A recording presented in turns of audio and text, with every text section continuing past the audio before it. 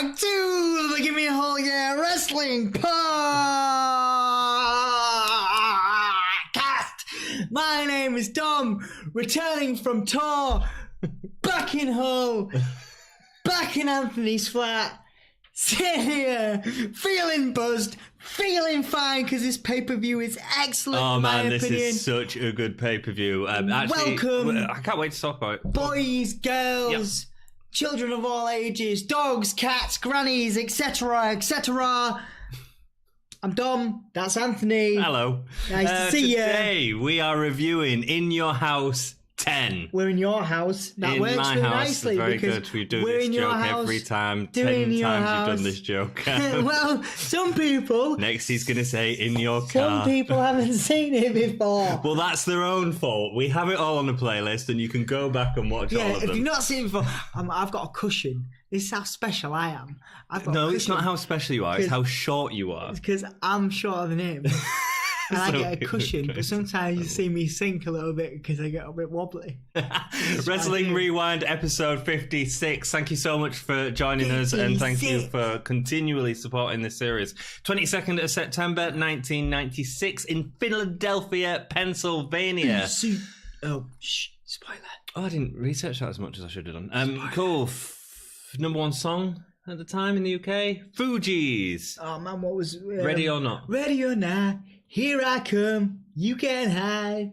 Gonna find And you can take it slowly. Also, the number one UK film at the time was Escape from LA. Can't remember that. Can't remember. It's Is it the Escape from New York. Is Kurt the Russell's original in it? Kurt Russell. Yeah, it's a sequel. It's really bad graphics, man. Oh, right. It's a bit like Sharknado. I've but heard like, Escape from New York's meant to be really good. yeah, it's really good. I never saw that either. Yeah. Commentators Vince McMahon, Jim Ross, and Mr. Perfect in one of the dark matches to this show. I love this three-way, man. This threesome. It actually works really well in this. It's my Especially favourite because Vince let Jim talk a lot. of all the threesomes, the triplets, the doublets, the pairings that we've seen. This is my favourite three. No, favourite three. Three piece. The Okay, favourite fine. three I was going piece. to say Heenan and Gorilla were way better, or Jesse Ventura. But yeah, in terms of three piece, yeah, it's great. One of the dark matches of this show, Interesting. Vader versus Psycho Sid. The rise and fall Of Vader, our man. I mean, Vader. main event, like great match at SummerSlam, a little bit overbooked. Yeah, very interesting. Very interesting choice of booking of Vader.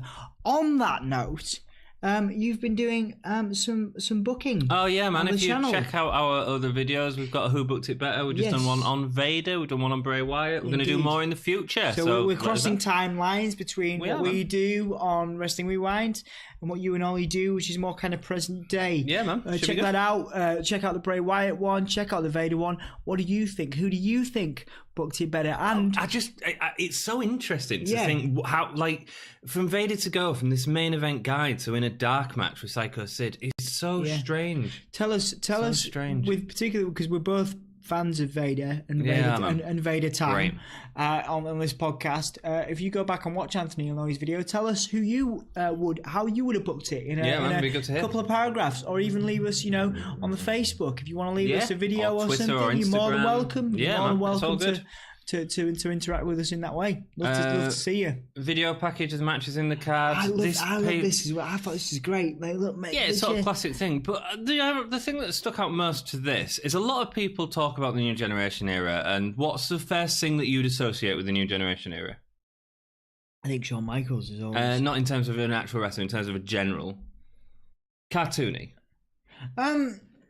It was cartoony. It was a move away from. It was a move away from that. I thought that because obviously the older generation's kind of silly characters. I suppose There I were, see what you mean. there were I see what you mean. superheroes. This You're was about- more you're- like Duke and sort Yeah. of. Oh no, you're right. With the you know what I Godwins mean? and the Godwins and the Body Donners. You're right. Yeah. So I'd say this is more cartoony. I And- guess we're about to move into with DX and all that. We're Well, about what I was to move going to into say more is real. that this is really cartoony. I mean, you've got a dead man, a guy who lives in a boiler, a guy in a jumpsuit who looks like he's from a bondage movie. I mean, it's really, really cartoony. However, these three characters are in the main events. And actually, they withstood the test of time. And I'm not saying that the characters didn't change, because they did. More than anyone, weirdly Yeah. enough. Yeah.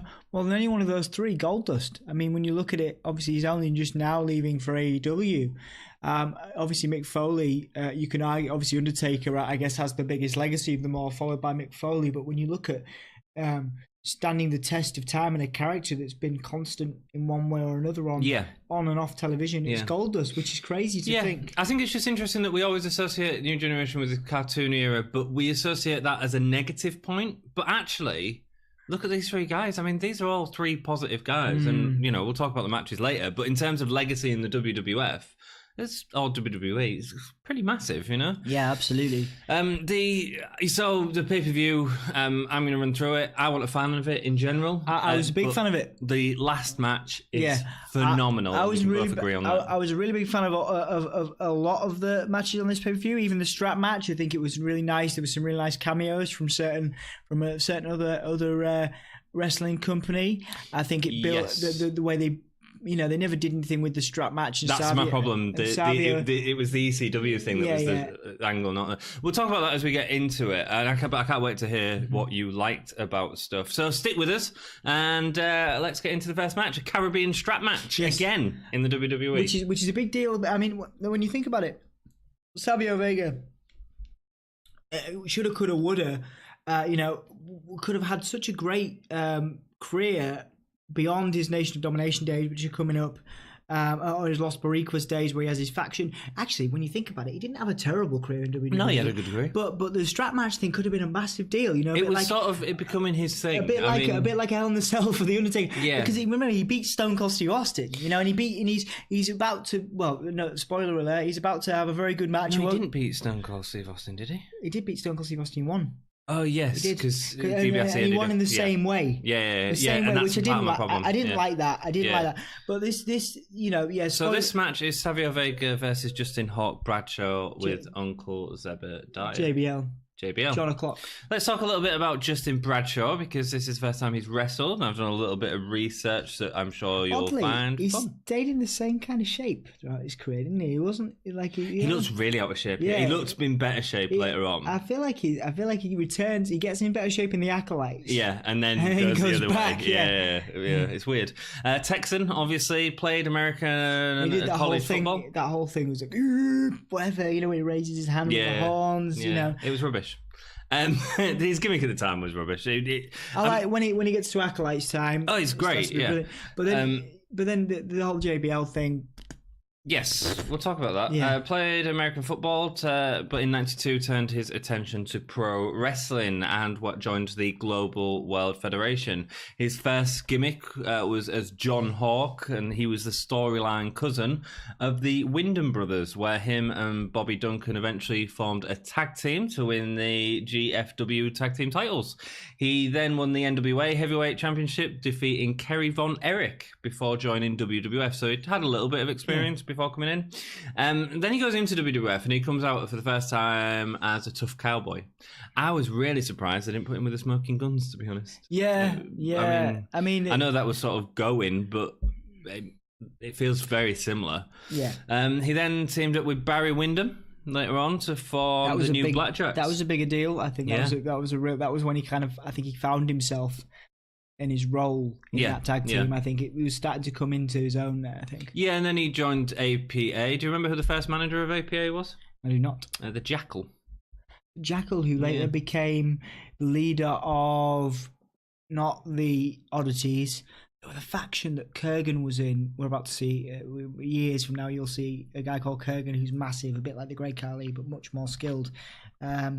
In a faction called the Oddities, which was brilliant, so much fun. Cool. Featuring the Insane Clown Posse.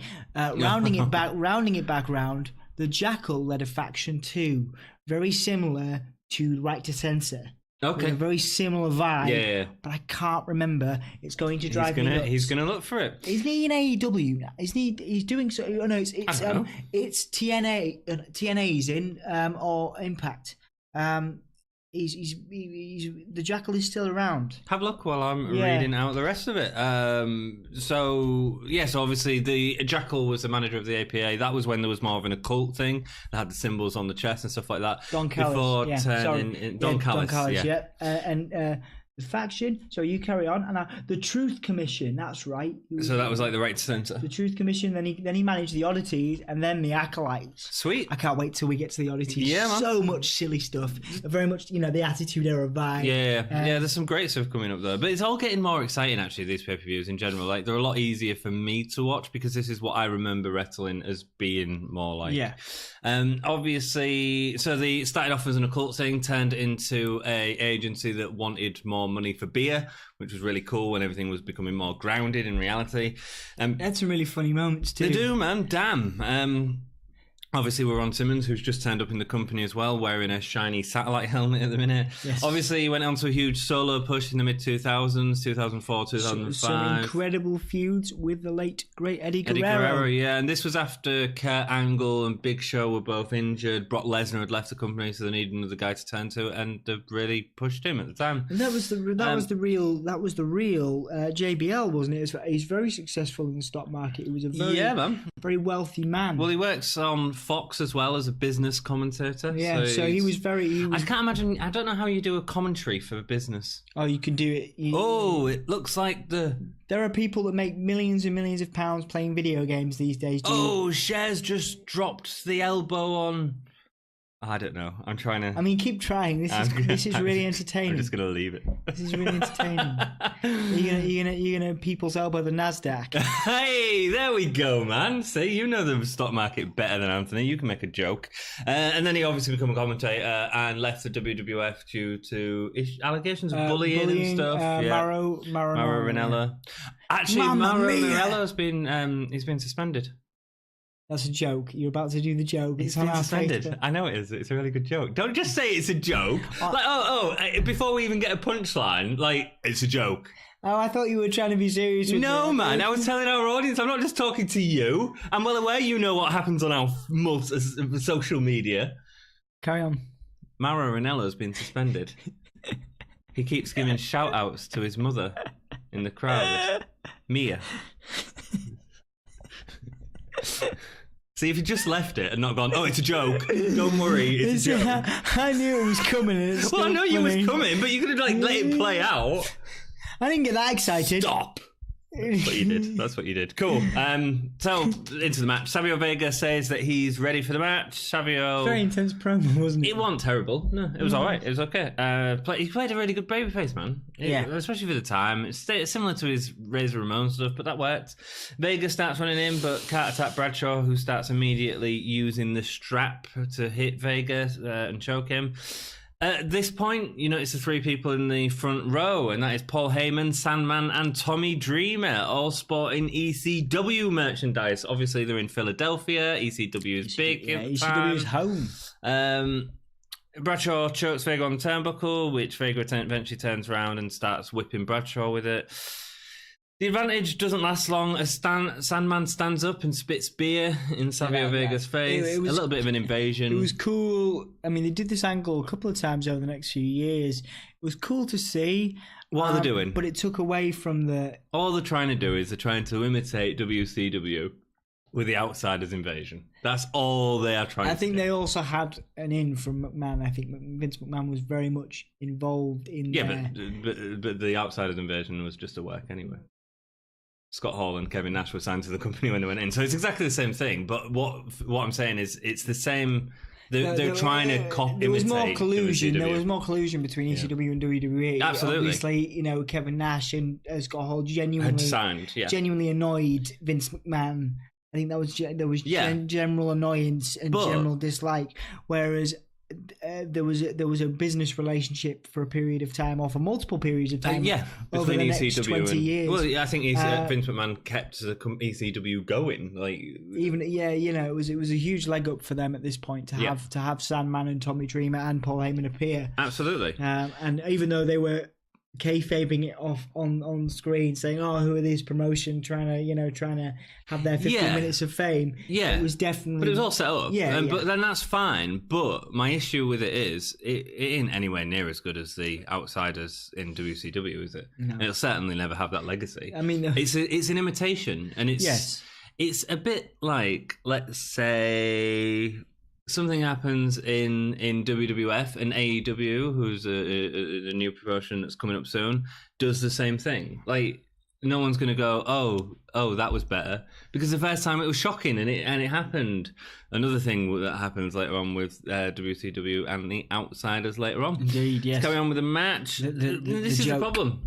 So the ECW thing's the problem for the match. Like, nobody's interested in the match. Everyone's looking at what's happening with ECW. It takes away from the grandness, the grandiose nature of Vega's victory. It was a big deal for him to have this second win in the strap match. Yeah, I'd agree. I think that the match was poor. I'd say that Bradshaw was nowhere near the talent of Stone Cold Steve Austin, and they put on that strap match is really worth going back and watch. And this one, they used the same ending as well, which I disliked. Yeah, which I disliked as well. Exactly So Bradshaw's dragging him around as he's going to Savio Vega's hitting them behind, and eventually pulls him and whatever.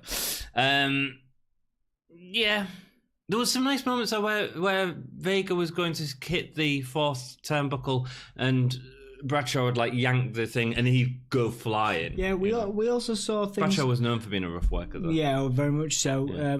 We also saw, clothesline from hell, things like that. Yeah, which obviously will become more prominent later on. Yeah. Things like that were nice.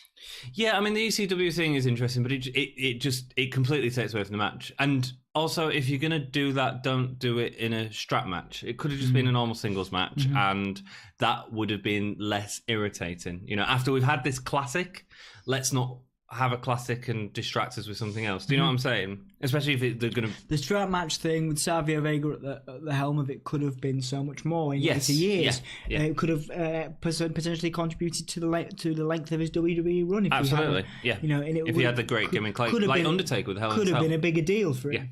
Could have been a bigger deal for him. Yeah, the ECW invasion's interesting, but the match was not very good, and I didn't think Bradshaw was that good. I still have a lot of time for Vega. I like Vega. Vega at this time. I like Vega. Less something about but JBL. The entire crowd was looking the other way. That's the problem. Yeah, something about JBL just grates on me. And I think that continues through history. But video package next of Cornette talking trash about Jose. People really seem to love Jose Lothario. I don't really get why. I liked his crowd reaction in this match. It's weird. People loving it. I got a lot of time for him.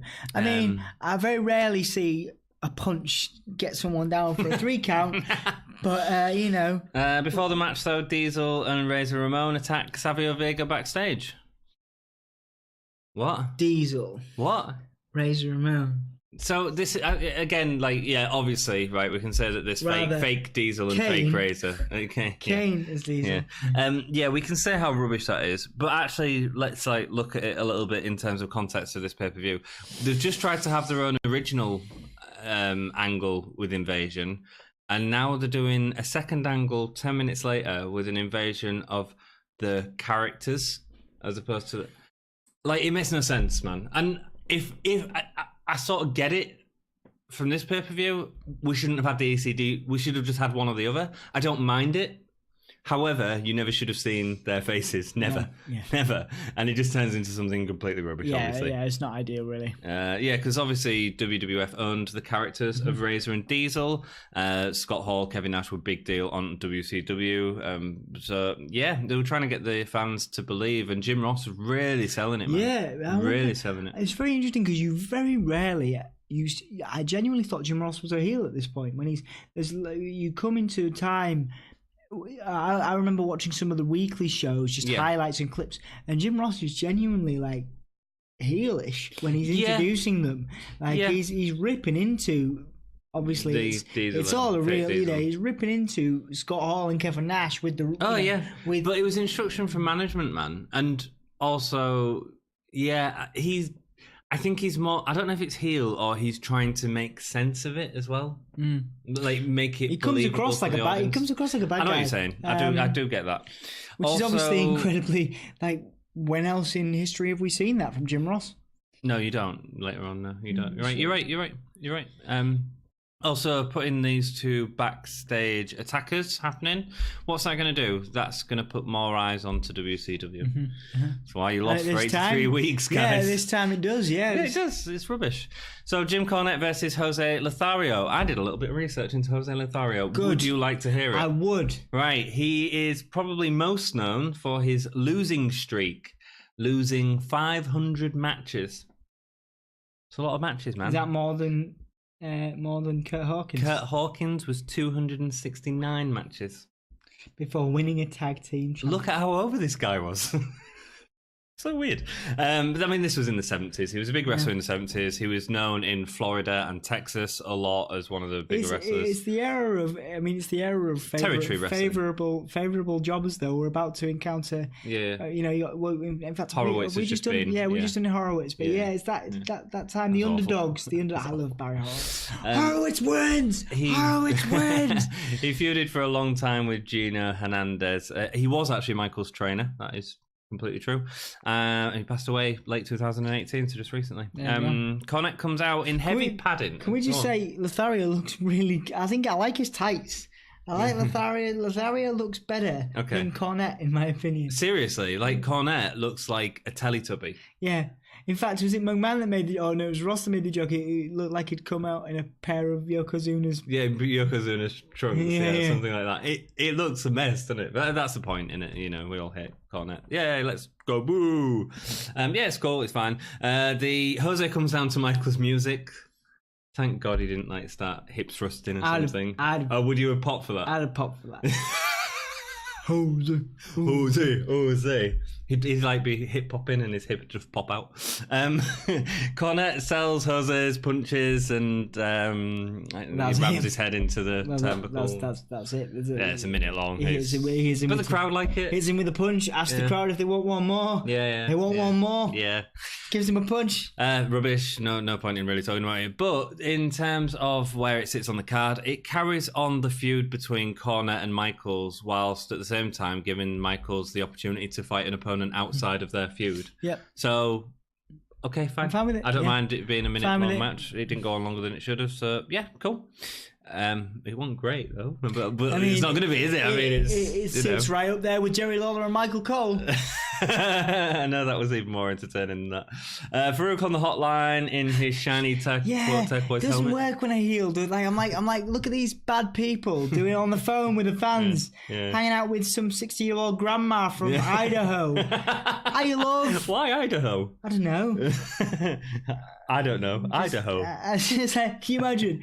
Baruch's like, damn, girl. So some 60-year-old grandma is asking him how he gets his helmet so shiny. Yeah. Yeah, it's weird. Like Mark, Merrow and Sable, you can imagine somebody going, hey, Mark. He'd just be going, oh yeah, I'm wild, man. I'm wild. And they'd be like, I don't give a monkeys about that, mate. How's Sable doing? I get that. I understand that. Brian Pillman comes out next. I love this. Did you like his t-shirt? I just love Brian Pillman. I don't call 911 and then a picture of a gun. It's like... Ooh. Yeah, he's calling Bret Hart out, calling him a liar, saying that he will be at Philadelphia. Obviously, Bret Hart's not at Philadelphia. Pillman then runs down the crowd at Philadelphia quite cleverly before introducing Owen Hart, slammy in hand. Owen says he's the younger wrestler and is better than Bret now. Bret is facing retirement. They made an arrangement for Bret to be here, but he is scared. And he's afraid because of... Stone Cold Steve Austin. Yeah, so Owen Hart introducing Stone Cold. Yeah, kind of weird. Given a little bit weird, and also weird because obviously Stone Cold uses the same attire pretty much from now until the end of his career. It's great, isn't it? He comes out in his waistcoat, his jeans and waistcoat with that music. Skull and the music though, it's like I was like, I'm waiting for this. I'm waiting for the. No, it's like the King of the Ring music, isn't exactly. It? Yeah. So it's kind of odd seeing him... It's more like Mr. Perfect music. It's kind of odd seeing him in his jeans and his boots and his waistcoat. Yeah, he's got the full Stone Cold look. Yeah. No, I get it, man. Austin joins them in the ring. Stone Cold knew Bret Hart wouldn't show up. When Austin showed up in WWF, Bret Hart ran away. If you put the letter S in front of Hitman, you'll get my exact opinion on Bret Hart. Bret cares what people think. Stone Cold doesn't care about what people think. And that's the bottom line. Why? Because Stone Cold said so.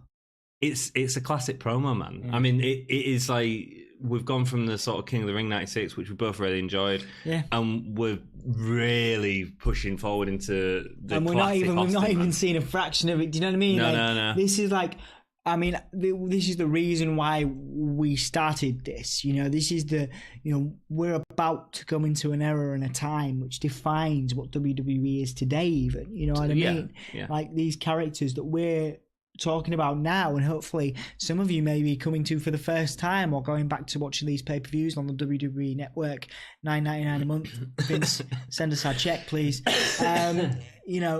We're coming into these characters for the first time, and hopefully some people are discovering the early part of Stone Cold Steve Austin. This is the it's start. Really interesting, man. This is the start of possibly, next to guys like John Cena, Ric Flair, etc., The Rock. I mean, definitely one of the greatest of all time. You can put him up there, definitely. And you see him in the ring, with Savio Vega in a strap match, which is great. That's what I love about doing these episodes. And then you're going to see some incredible matches with the likes of Michaels, Bret Hart, Owen Hart, even, Owen Hart, you see, of course, interesting stuff to really come interesting very soon. Stuff, yeah, it's cool. Really exciting, really great promo. It's great to see how he's gone from, because everyone knows about, you see it all the time, the 316 King of the Ring promo. Mm-hmm. It's so interesting to watch the one after that, and this is the one after that. I know it's not the Raw, but it's so interesting to see how it's sort of developed. I love stuff like that. That's why we do this, man. We see Mark Henry around Philadelphia. When WWF comes to your town, everyone gets involved. He was stroking Liberty Bell. That's not the character from Glow wrestling series. That was the actual Liberty Bell. Fine, cool. Mark Henry, big deal. Yes, a big deal. Big deal. Big signing. And I mean, not terrible in this pay-per-view. Yeah, he was. What else are you expecting to do? He slammed some stuff. Wrestle? Yeah, he'll have. I mean, he's wrestle massive. would be nice. He's massive. He's going to slam some people. He could wrestle later on. He was all right, Mark Henry. Slams people. That's what he does. But he didn't slam anyone. He just sort of. He just sort of turned. Well, no, Jerry Lawler threw himself. But we'll talk about that in a minute. If you are enjoying this episode, please give us a like. Let us know what you think down below in the comments, and subscribing to the channel, hitting the ring bell. Ding, ding, ding. Sorry, I can't wait for you to take your tea break. Ding, ding. Really helps out the channel and stuff. Share it with people, let people know about it, and hopefully you'll join us for more of this stuff in the future. Next match is Owen Hart and the British Bulldog versus the Smoking Guns for the Tag Team Championship. I thought it was great, and it's odd to see Bulldog and Owen in the face position here. No, they weren't really face. Of the pair of the two teams, they were the face. I don't know. It was really a lot of heely, weird stuff, and it didn't really work for that reason for me. I thought, but that's cool. I thought it was great. Two great teams putting on. I'm not saying it was a well-beating match, but I'm saying it was good. Okay, cool. I thought it was okay. I've got a lot of time for the Smoking Guns in the ring at this time. Obviously, endless amounts of time for Owen Hart. So always, he carries 5 or 6. He can carry one person. He can carry 5 or 6 people. I will tell you this: it is way better than any of the tag matches we have watched recently, because we've had a load of the Smoking Guns and the Godwins and the Body Donners. Not the Heavenly Body Donners. Cornette doesn't appear on ringside because he's seeking medical attention for his punches. I need medical attention. Yes. Typical heel. Billy comes down with his arm around Sonny, but I suppose that might have been to make sure that there was that. You're right. Owen and Bulldog were going slightly more face in this match. Had they had Cornette down there, nothing.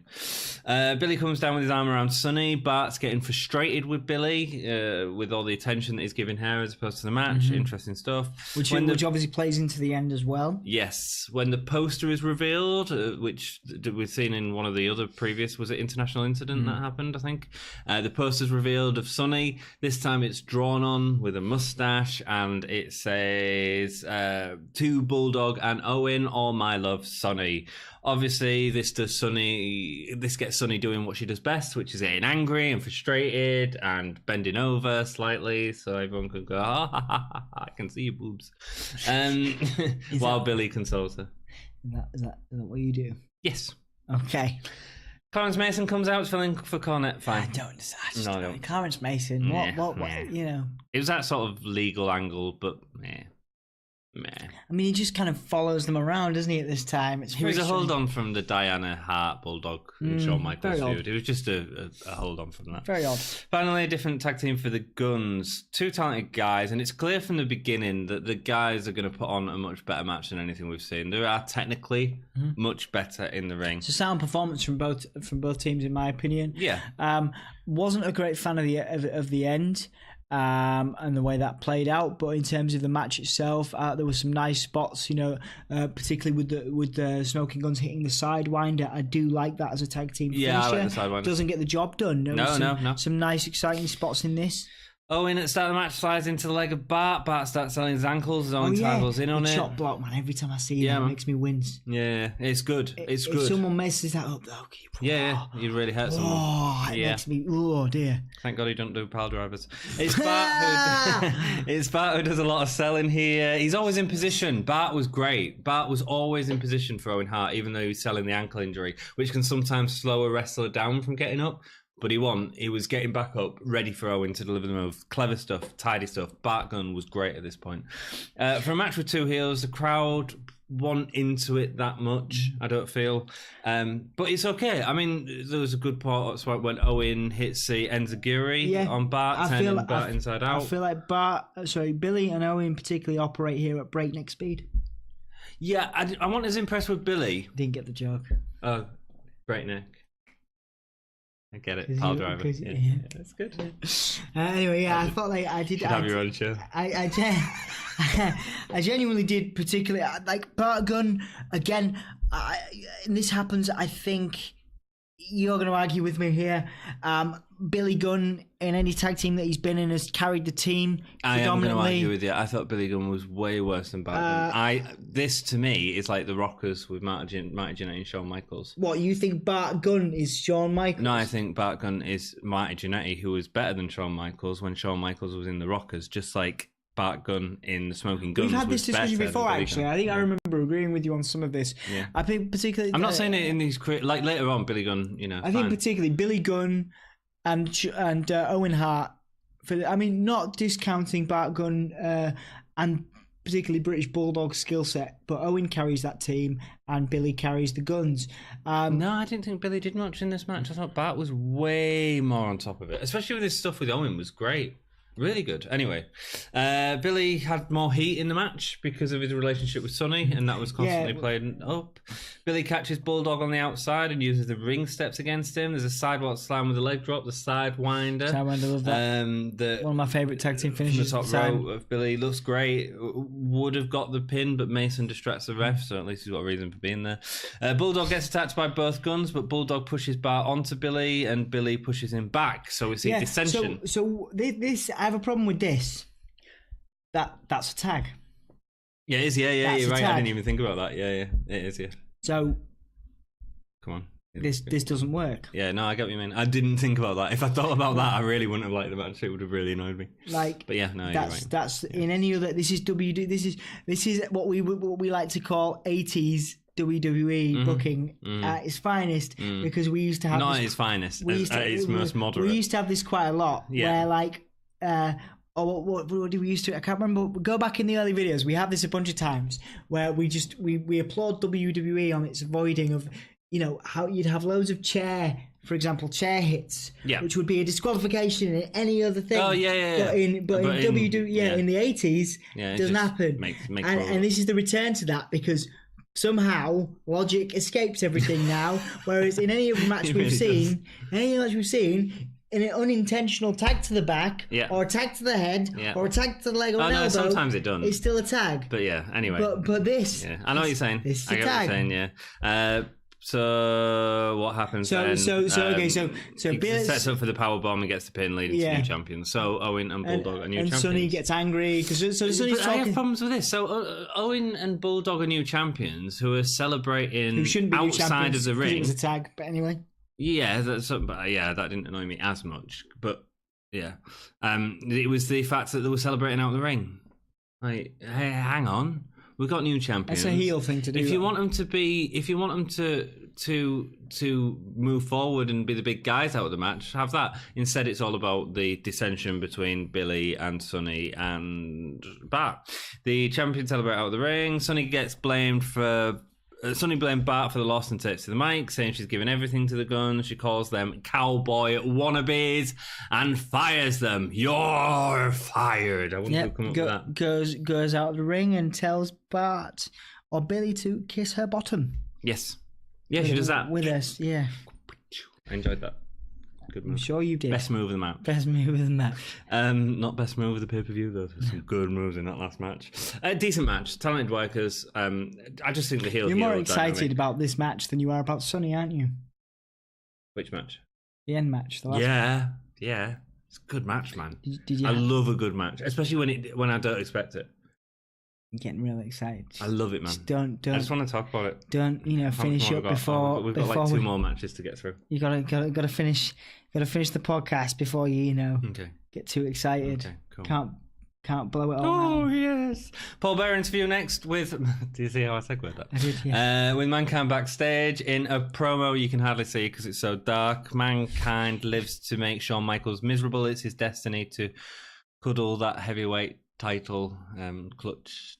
Is he clutching his urn at the time? Yes. Paul Bearer's bought the end from the Undertaker. Fine, cool. Yeah, just a bit too dark. You couldn't really, production-wise. Agreed. Jerry the Lawler versus Mark Henry. Mark Henry's first match. I'm going to talk a little bit about Mark Henry. I do find Mark Henry quite fascinating. Yes, he's an incredible performer. Yep. Who came into his own later on in his career, quite deservedly, in terms of a world championship run. However, some of his gimmicks.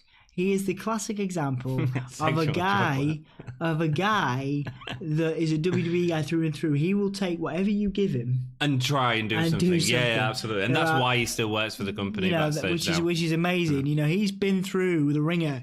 He's had everyone laugh at him, and he's had everyone take the mick. Yep. And he stuck it out. Yes.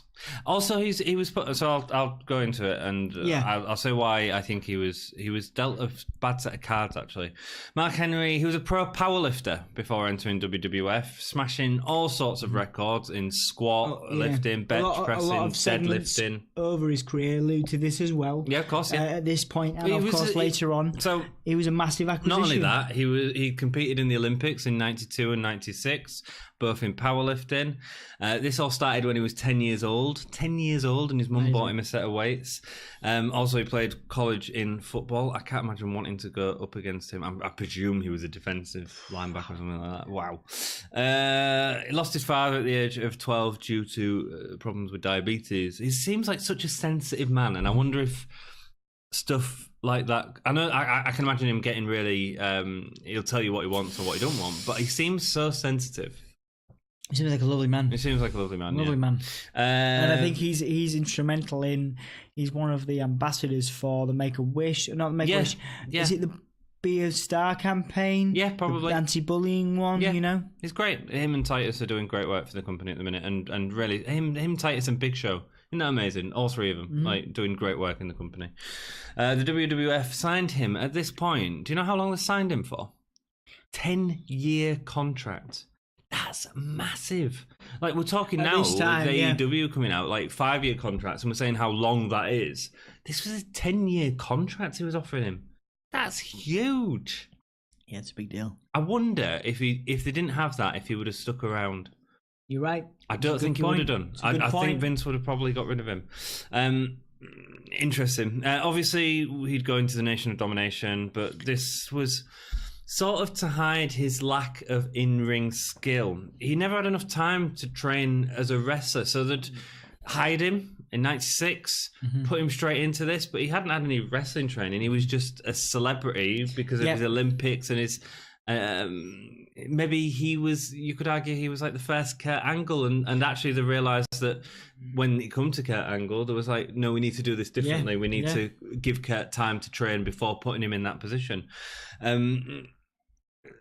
The Nation Domination, it was all to hide his lack of ring skill. Obviously, it was a spectacle. In 2000, after the Nation Domination, Henry was actually sent to OVW to improve his conditioning and wrestling in the ring.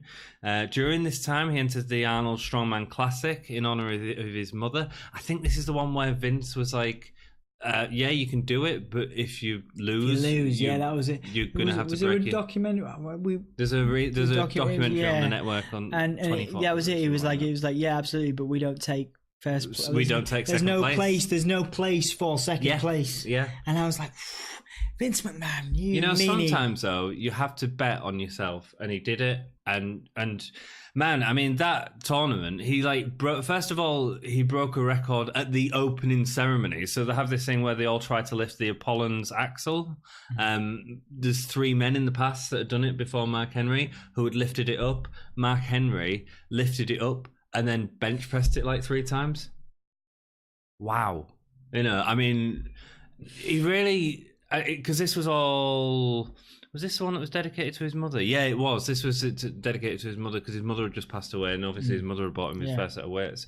He then won the competition and went back to Raw in 2002. He retired from the ring after No, he didn't. Yeah, something. There's a lot of times when Henry, he has various gimmicks. Sexual chocolate is one, of course. Probably, arguably his most famous one. Yeah, probably.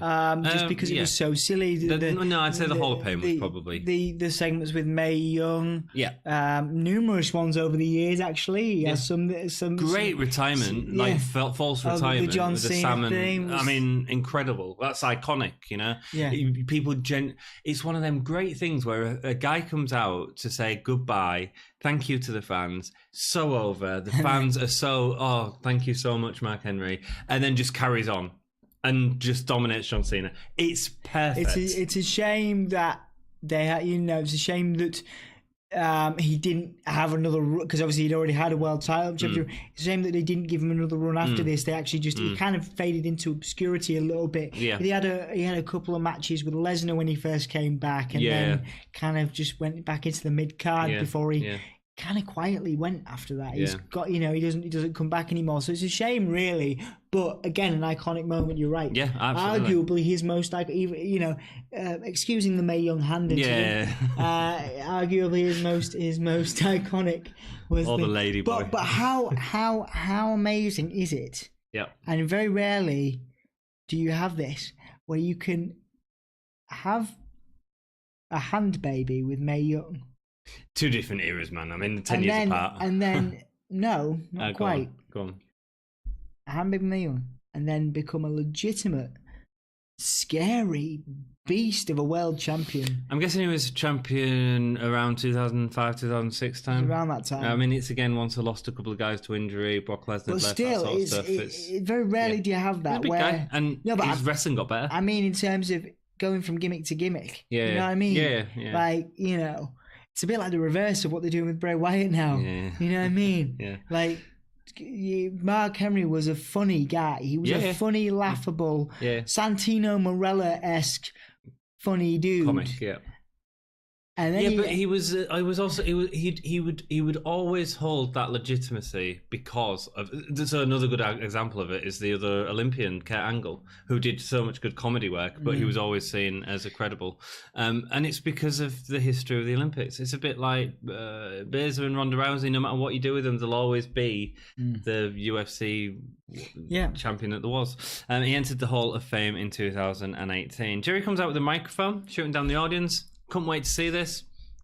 McMahon. It was actually really good. Really. No, not really, because McMahon just talked all over it. I loved it. I couldn't hear it. I thought Jerry Lawler was again giving classic. Are you getting more into Jerry Lawler rewatching this? I'm out of interest. No, not his in-ring performance. Well, actually, no. You know what? Maybe subconsciously, because I hated. I was about to say, I'm about to bring out. He does a little root around in his pants for his. He picks out nothing and then finishes him. Yeah, but stuff like that is like, it's really good. It's classic wrestling. It's classic heel wrestling. I don't want to say that I'm starting to like Jerry Lawler in the ring. Yeah, but it's all right. It sells the guy, and that's what he did really good in this match, actually, to sell Mark Henry, because Mark Henry didn't do a lot. Jerry comes out with the microphone. There's a backstage segment where we see Jerry Lawler spilling a McDonald's coffee on Mark Henry. Water but they thought it was coffee. It was really weird. It was definitely water. It was sexual chocolate. There you go. Henry comes out in a Stars and Stripes outfit. Quite interesting to see him without the black. Lawler slapped Henry during a face-to-face, but we miss all of Lawler's brilliant crowd work, you know, because they're showing this backstage segment and not everything else. And the bit that we do get is sort of the tail end of, and it's not as good as it was last time. He's going to make Mark Henry wet his pants. Cool. Jim Ross is saying that Mark Henry wasn't ready to wrestle yet. I don't know how much of this was I don't think he was ready to wrestle yet. You know, they should have given him the opportunity to have a bit of training first, really. But it was a good chance for him to be in a safe match. Be in a safe match with a guy that's used to can selling. Yeah. And he don't have to. He could work with a broom, man. You know. In the same way that Shawn Michaels. Yeah, you mean Jerry Lawler? Yeah. Yeah, he could. Yeah. You know, and I do think Lawler is great. I probably don't give him enough credit, but you're right. Yeah. I think it's because we associate him with all the negative stereotypes that he brought, especially when he was on commentary, which is sort of so synonymous with. Yeah, but actually, if you look at his wrestling, great. Lawler says Henry can't get out of a headlock, but when he slaps Henry on it, he reverses it into a hammerlock before pushing Lawler away. Henry's selling was no good at this point. Like when Lawler gets him in an hammerlock, it just wasn't selling. It was just really. But when he was, it was like, ow! It was really weird, fake. And then they do the Lawler running the ropes. Obviously, he can't get Henry down. Henry throws Lawler over the ropes. Lawler takes nothing out of his trunks, puts it back in after attacking Henry. Goes for a punch a couple of times. Genius, love that. Yeah. Henry lifts Lawler for a backbreaker, like a backbreaker torture rack. It's torture rack. Yeah, but it's not on the side because the torture rack's over the back. This is like on the side. Yeah. It's weird. But yeah, it's fine. It's cool. It's bear hug, whatever. And it's all Lawler selling. Henry didn't do out in the ring. I actually quite like the selling on the outside he does. You know, he's like holding his face because he's genuinely, he's throwing it. He's gone into the barricade. It's like, never see that from Jerry Lawler, you know. No, it was good. The new Rockers and Hunter Hearst suddenly come out, and Henry takes them all out, a way to kill your roster. Before press it's almost like Hunter's getting punished or something. Before press slamming Hunter out of the ring, he lands into Rockers, the new Rockers. Pyro as well to celebrate the ring. It was a big accusation, man. Rubbish match, though. Henry should have had more training, in my opinion. At this time, yes. The commentary selling the Buried Alive match next in your house between Taker and Mankind. So subscribe to see what we think of that match. You can hit the little. Would you know we've got like a little icon that says GAHY? Yes. You can press that and subscribe. There you go. Mental. Do that. I don't know if it's on that side or that 2019. side. Should we both point at the GAHY? Where are you pointing? It might be that side. What I'm saying is let's both just point. down here. Not down there. I mean down this way. Beep. Final curtain match next. What does that mean? Just no final DQ. Final curtain match. Yeah. I mean it's just no DQ match, isn't it? I have so much time for these series of matches just because it makes Goldust look like a legitimate main eventer. No, it doesn't. For one of the, I think it does. You know, it gives Undertaker someone to fight when he's not in his main feud. I love these series, man. I love this series. Shut up, man. I love this series of matches, and the Goldust actually holds his own against the Undertaker. I think this was a particularly dominating Undertaker match, but in the last few of the series, Goldust has genuinely held his own. There were some good spots in this match, but the rest of it was a bit ploddy, as they all were. Yeah. I see what you're saying. There's a couple of flashes of brilliance between the promos were better than the matches. Goldust and Undertaker, and again, it promised so much, and whether it delivered is another matter. Taker was in a feud with Mankind, and it was, but you know, and that's it. Goldust, and this happens a lot during Goldust's career. There's a lot that could have been in this feud, that perhaps wasn't, but it was a nice showcase for Goldust, and it served to legitimize the Undertaker as a main event star. Starts off with a video package showing Goldust and Taker's feud, which is constantly interrupted by Mankind. Again, even the video package is more about Mankind and Undertaker, I thought. And it was a really secondary feud. Calls Goldust mummy at this time. He does, yeah. He does, yeah. At least it kept Undertaker and Mankind away from each other occasionally, which is also important. Yeah. You know, it is important to do that. I'm not saying it's not. I don't just want to see them two all the time, but I sort of do. We had to see Taker without Bearer. He starts off early. Taker goes for a choke to Goldust on the apron, but Goldust cuts him on the top rope, leading to a short Goldust neck breaker, which Taker sits out of. It's pretty much the same match that we've seen from these two a couple of times now. The promos, yeah, in my opinion, were better than matches. Taker grabs Marlena, who shows a great face. So he grabs her and he lifts her off, and she just like goes rigid and starts shivering, which I thought was really cool. Yeah. The best I've seen of Marlena, actually. Goldust uses the distraction to get a bag from Marlena, throws Goldust into Taker's face. That Goldust ended everywhere, man. In the main event. It's all over Shawn Michaels. Yeah. Mankind with glitter. I call it Goldust. It's not Goldust, it's just glitter. Goldust starts rubbing himself in front of Taker, and Taker goes in with the right and lefts, bringing that over from the Mankind stuff that he's been doing. We're seeing this more aggressive Undertaker, which is cool. Taker catches Goldust on the top rope and delivers a choke slam from the second rope. That's interesting. If Goldust didn't land on his feet and then do a little bounce, it's a bit messy. And then Taker delivers the tombstone to win the match. The choke slam was neat. It was an interesting spot. Yeah. It didn't work because Goldust sort of lands on his feet before going down. But it's pretty similar to what we've seen before. It's okay. It's all right. It's okay. It's okay. Don't watch it. I would advise people to watch it because what you know... Shut up, man. I'm giving my opinion. Don't be a knob. Right? Listen. Goldust has a legacy.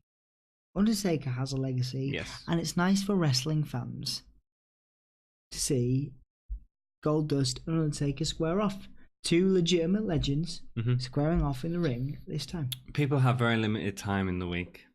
Would you advise that they watch this or the Shawn Michaels Mankind? I would advise that they watch the Shawn Michaels Mankind match over this, but don't ignore this series of matches between Undertaker and Goldust. No, but I don't think this was the best. I really don't. I think it got better after the whole you did Dead Man perfume thing. What did he say? Oh, the Dead Man. Anyway. Scent of the Dead or something like that. Yeah. Yeah, it's really cool, that promo. It's so good. That's so good. That's when it really heated up for me. Shawn Michaels versus Mankind. We are here. Thank you so much for staying with us. Yes, you might have just you. skipped through the video. If it is, stop now. This is the bit you wanted to see. Let's talk about an awesome match. Shawn Michaels interview, who says he's really nervous. Did you notice that he's like, there's not much upstairs in Shawn Michaels? I was going to, yeah, of course I noticed. Calls himself stupid. Yeah, Like, yeah. interesting. So he's really nervous because he's wrestling the wackiest cat. I'm wrestling the wackiest cat. That was actually quite good. Michael's impression, wasn't it? No. Okay. In the WWF, Michaels defends himself in a question about Bearer playing mind games, that if he had a mind, it'd get the job done. There's not much. There's not a lot upstairs for Shawn Michaels.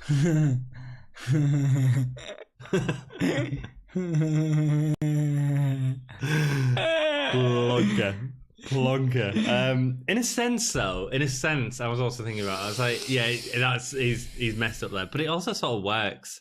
And the reason it works is because it shows a different side of Michaels, who's really nervous about facing. And also, kind of, he's still got that sense of humour about it, which is So I was laughing because it was wrong, but it can sort of work. And it makes Michael seem unconfident, which he normally is very confident, especially in these promos, and genuinely anxious about facing doesn't know what he's going to do. I think he says, doesn't he? He doesn't know how he's going to deal with them when he gets out there. Yeah. Paul Bearer comes down first by himself and reveals Mankind from a coffin next to the ring. I don't really know why the coffin was there. I mean... I do know why. Because of the end of the match. Yeah, the that was actually pretty cool. It really built up well. This is like a 5-star match. This is the best match of '96 that we've seen so far, without a doubt. Mm-hmm. It's great. It's so good. You watch matches like this and you're like, oh, this is why we do this. Because I would never have known about this, and hopefully why you guys want to continue watching as well. Yeah, man, absolutely. Michaels does his normal charismatic entrance, but then looks nervous as he gets in the ring, and Mankind sat cross-legged in the corner. Doing his thing. Yeah, man. Mankind gets the early advantage, and Shawn is selling, man. He's really selling for Mankind. It's a real nice clothesline over the top rope. That gets an ECW chant again in Philadelphia. here as Mankind early on goes to reveal the concrete. Not messing about here. We're not doing any hand wrestling, grapple wrestling. We are going straight in for the big moves. There was a nice counter from Michaels, of course, when he goes for that, where he traps Mankind underneath. Yeah, so Mankind lifts up the crash mat, Shawn Michaels drop kicks, I think, and then does 2 double foot stomps onto Mankind. Which is really cool. Interesting, unique on this sort of more hardcore. Hardcore from Michaels. Yeah. Oh, this was a hardcore match. Certainly the most hardcore we've seen.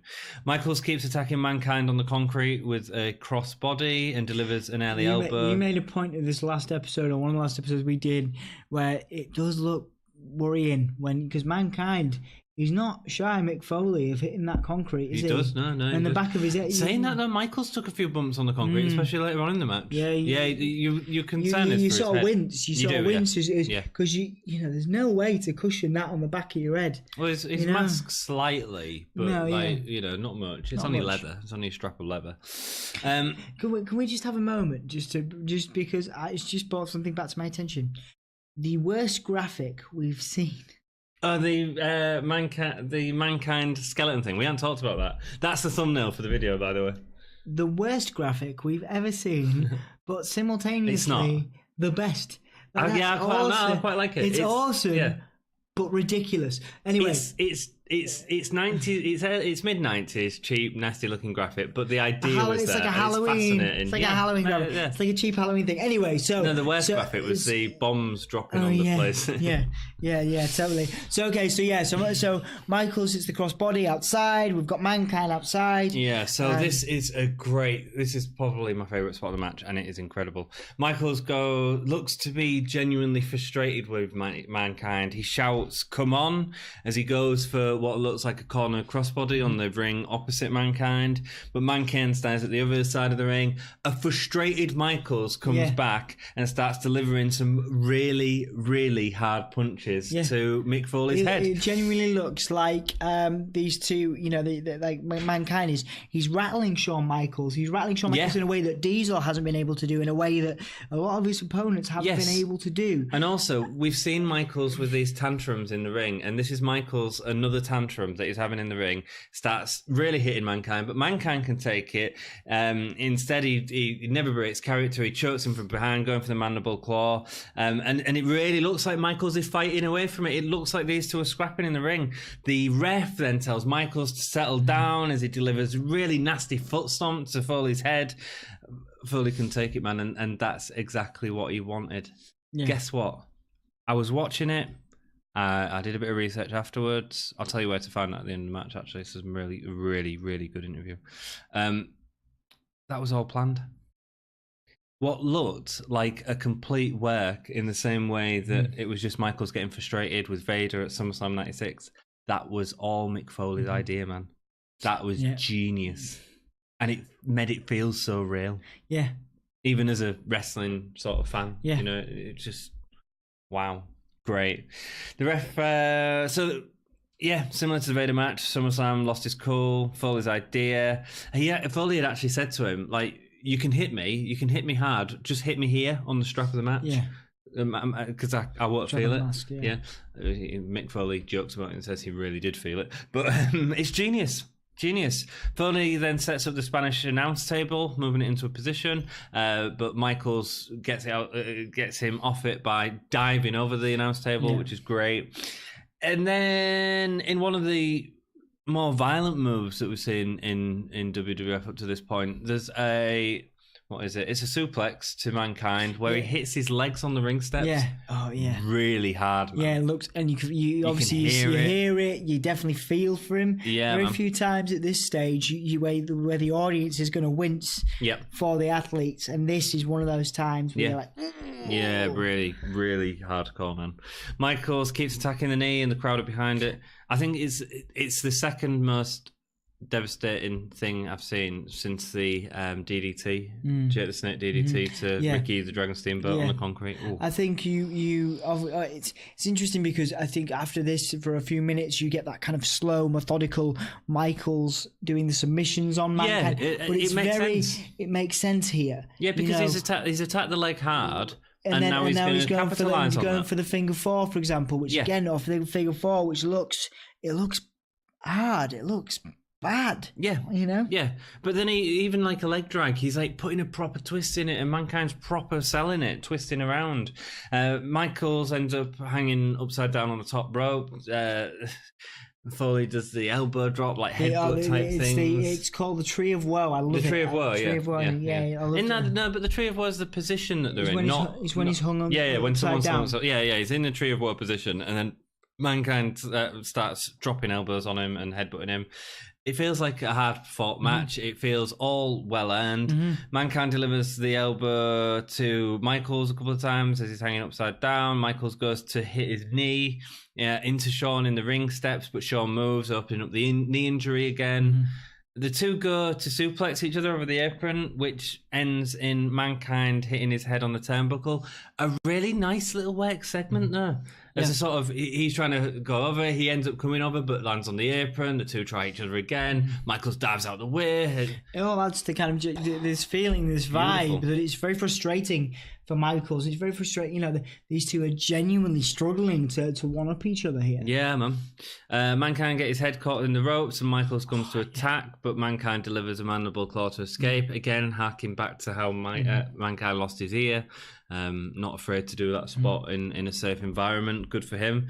He locks it on again outside the ring, the mandible claw, and the fight in the announcers area. Michael gets a chair, and Mankind goes to hit him, but Michaels hits the chair with his fist, so he just punches that chair away. Great spot. Feels natural. Again, they start to go off the knee a little bit more and start to play into attacking Mankind's fingers. The idea being like to inhabilitate him from the mandible claw. But the way that he does it is great. So there's the stomps, there's the sort of hits on the apron, there's the twist. It's like Pete Dunne, man. Yeah, a little bit Pete Dunne. You know, there's elements of Pete Dunne in there. That's great. Mankind delivers a neck breaker to Michaels outside, and this is on the concrete. So Michaels looked like he took a decent bump there before double arm DDT in the ring. But there's a kick out. Mankind then does a pile driver. There's a kick out and another kick out and another kick out, and he's getting so frustrated because he can't put him down, throwing chairs into the ring. Michaels comes back with a kip up, perfectly timed, great stuff. Michael goes to the top rope, but Mankind runs to the rope to knock him down. He meets him on the apron and delivers a suplex to Michaels from who's on about the second rope, probably. The back suplex into the Spanish announcers table. Hardcore. We've seen one table spot, like the Bret Hart and Diesel one. Yeah. This is like the second one. And it's big deal. It feels big. It's great. It's more aggressive. Vince comes to tell that Vince was like, I think he was telling the ref to stop the match. I think Vince sort of took it. It's really interesting. He takes himself off commentary to go talk to the ref because I don't know if he was concerned it was too much or too violent or what. Or if he knew that they were having a great match, saying, we need to end this because these guys might be hurt. It's sweet. It's so good. So it's all good for heightening tension, isn't it? It is, yeah. Really well. Yeah. Mankind gets a chair, climbs to the top rope. Michaels has a chair set up in the ring. This is my favourite spot of the whole match. It's great. Flying, switching music. Yeah. Runs up, flying switching music. It's like bloody Jeff Hardy or something, just like, you know. Yeah. Michaels goes to pin Mankind, but Vader comes in for the DQ. So it ends up being a DQ ending. Bearer then which hits is probably arguably our favourite DQ ending in WWE history. You know, I'm fine with it because the match was so good. One of the only times we've been fine with it so far, I think. Yeah, because it's just manic. It works really well. It's chaos. And obviously you're about to introduce The Undertaker. There's more before that. So Vader comes in, leading to the DQ. Bearer then hits Michaels with the iron, knocking Michaels out. Psycho Sid comes out to attack Vader. Obviously them two are building up to a small feud. And it's so good. Mankind gets up, the match is finished, but he's still going to lock in the mandible claw as the bells ring in, the crowd are chanting. It's chaos. Mankind asks for the casket to be opened. Out pops Taker. That's a DQ finish, man. I mean, if you all of that stuff happening, brilliant. That wouldn't have happened if we not got that finish the way it was. Yeah, so I'm fine with that. It's brilliant. A good example for all the problems we have with WWE booking today. Yeah. One of the fine examples so far in our history of covering WWE events. One of the finest booking decisions that they made. It's an and just an incredibly booked match. So multiple feuds. You got a nice lead into Sid and Vader. You got a lead into without Taker. it being corny. Yeah, because you got to remember these guys had a really realistic brawl. Yeah, if we've seen run-ins and stuff like that before, but it's all really corny. This doesn't feel corny at all. No. Even though we've got a dead man rising out of a casket. Yeah. And we've had glitter all over the ring from a. This is phenomenal. Like I say, there's glitter all over the place, and you genuinely feel. You feel serious. It feels something. Something, it doesn't seem silly. Like something genuinely that matters a lot is happening. This is why we do this, man, for these incredible matches I never would have watched. This is what we do. to quote Mark Henry. 5-star match, 5-star booking, incredible stuff. Yeah. I was looking Meltzer give it like 4 3/4 or something. It's 5-star match. This is a go Brilliant. And watch. Michaels walks past Vince, who shakes his hand, says, he's looking at him. He's unbelievable. I don't know whether it was Vince saying, unbelievable, you've gone too far. Unbelievable, that was an incredible match. I don't know what it was. I think Vince was even caught up in the moment. Yeah. It's awesome. Brilliant. And a classic example of what two of the finest workers in sports entertainment history can do when they get together and have a good booking decision to work with. Yeah, and I think Mankind, Mick Foley, come up with a lot of that from the... So the podcast that I alluded to is the Edge and Christian podcast. They had a full podcast. It's like an hour-long podcast with Shawn Michaels and Mick Foley just talking about this match. And that's great. And one of the things that both of them say from the start is that during the careers, people don't talk about this match. They talk about the Taker in the Hell in the Cell or the Shawn Michaels Undertaker retirement or all these other matches. This is a genuine classic. It would have been great to have seen these two. One of our favourites, I would guess, in Gimme a Whole Year history so far, I would say. Is it my favourite? What's my favourite so far? It genuinely could be. It could be my favourite. I think my favourite so far would be the Macho Ricky Steamboat at WrestleMania 3. Mm-hmm. This could top it. I didn't expect it to be as good as it was. Like, I didn't know about it. It's not talked about enough. Absolute brilliant stuff. Okay, stars for this pay-per-view? 4 based on this match. Yeah, I'm saying 3 3/4. And I enjoyed, the work of Jerry Lawler, and I enjoyed the work of...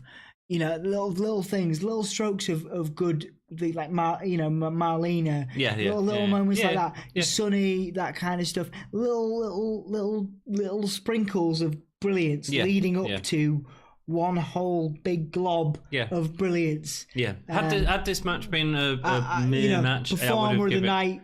Can I give my guess? Yeah, go on. Thanks. I'm going to give it 3 3/4. It would have been like a 1.5 if this had been an average match, but it just elevates it. Best match? Michaels. Easy. Best performer? Mankind. Michaels really sold it for me, but Mick Foley, now that I know the history of him coming up with them spots. I'm gonna go watch that. Oh, it's great, man. It's just go to sleep. Mankind's a performer for me. Match that was definitely one of my favourites we've seen so far. I wouldn't be able to tell you what my favourite is. I'll have to go back. But could this be? What else would be in contention? Trying to think. Like Michaels Razor ladder match. Michaels Razor ladder match is amazing. Owen and Brett at WrestleMania 10. That was WrestleMania brilliant. 12. Owen and Michaels. We have a lot of the same ones, to be fair. Yeah, because they're great matches. I mean, it's. I'm trying to think of ones from the 80s, but like Rick Rude and Rick Rude. I'm trying to think. DiBiase matches. We really enjoyed DiBiase. Yeah, on Mochos and Mocho matches. Like I said, I think it's got to be. This is definitely a front runner. Because it's got two of my favourite performers of all time in their prime almost. Incredible. Incredible stuff. Go and watch it. Not enough people talk about this pay-per-view. No. Holy chip moment. The table spot. You reckon the table? Michaels, that suplex from Mick Foley. Yeah. To one of the only times in his career that Mick Foley hits a table full on and smashes it. Yeah. He's got a reputation for kind of half. Yeah. I'd say the table spot as well. Although the back suplex into the ring steps was pretty foul as well. That's it. Yeah. What do people have to do to get in contact with us? Well, you can find us on Twitter. You can find us on Instagram. You can find us on Facebook. Facebook is where we are at our most prolific, posting almost every day. You can find our merchandise like these here. Give me a whole yeah cups. All that there. Give me a whole yeah t-shirt on Redbubble. You can also invest in us if you like via Patreon. Yeah. If you want to drop a few pennies in our cup, so to speak. Got any change, mate? We appreciate you. We appreciate your time. We appreciate your belief in our documentation of WWF/E history. Yeah. We have been Dom and Anthony. This has been the Gimme a Whole Yeah podcast, and we implore you until next time to keep it gay.